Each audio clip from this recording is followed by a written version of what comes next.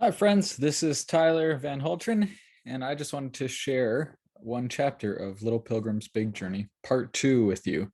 Before I start, I should clarify, since some have asked, this is a totally new story. So this follows Christiana and her two brothers, and also Mercy joins them on a journey, and they encounter some of the same situations as Christian, but they encounter them in a totally new way, and they also encounter many new characters along the way. The four pilgrims descended into the valley of humiliation. Without Greatheart to protect them, they felt afraid. Eli thought he saw something flying above them. What if that devilish dragon Apollyon finds us? He said. I don't think I'm brave enough to fight him. Can we hide somewhere? What about your bows and arrows? Jude said. The king gave us these weapons so we could stand against our enemies. We must be brave and face Apollyon as Christian did. But I haven't learned yet how to use my bow, Eli said. If we meet Apollyon, he'll destroy us. What if we go through that forest? Mercy said. It looks like it goes in the same direction as our path. Apollyon won't be able to find us in there.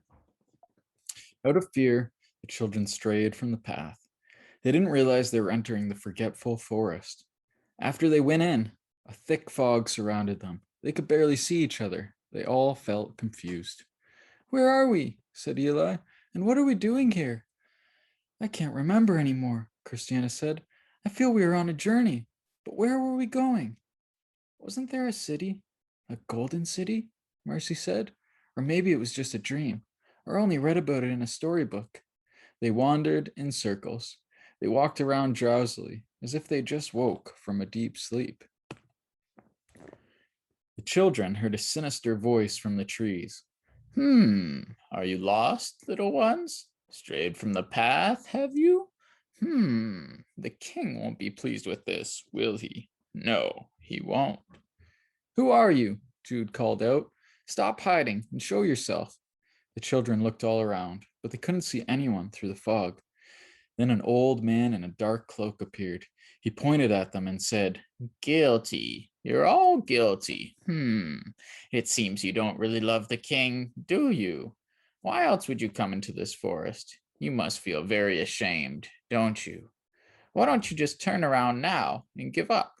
You're just a bunch of unworthy little peasants. Mercy began crying.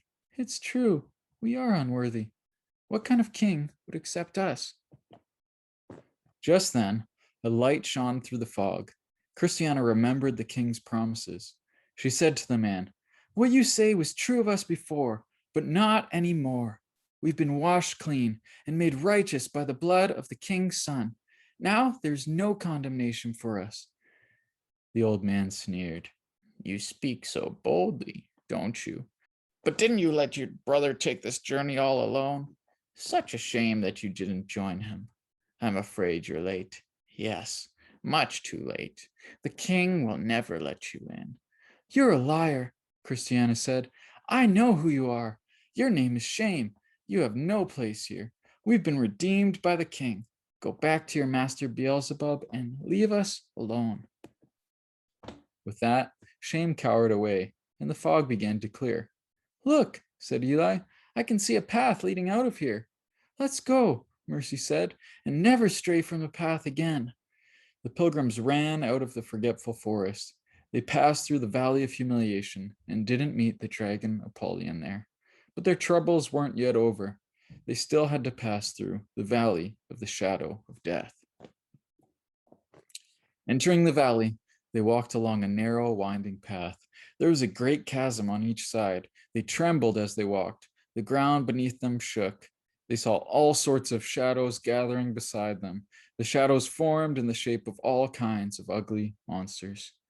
Eli was terrified. We're going to die in this valley, he cried. I knew the path would be difficult, but not this difficult. There are terrible things all around us, Jude said, but the king we serve is greater than all of them. Christiana was afraid, but tried to be brave.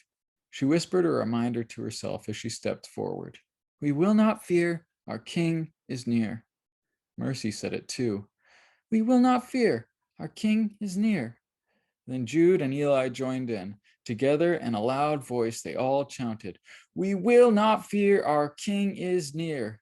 As they said this, they looked up and realized the shadows were not monsters at all. It was just the flames making scary shadows on the wall. Further in the valley, it became so dark that they couldn't see the path in front of them. The children feared they would fall deep into the chasm. They didn't know how they would make it. They were too afraid to take another step. Perhaps the king can't help us all the way out here, Eli said. The king is always with us, even in the darkest places, Jude said.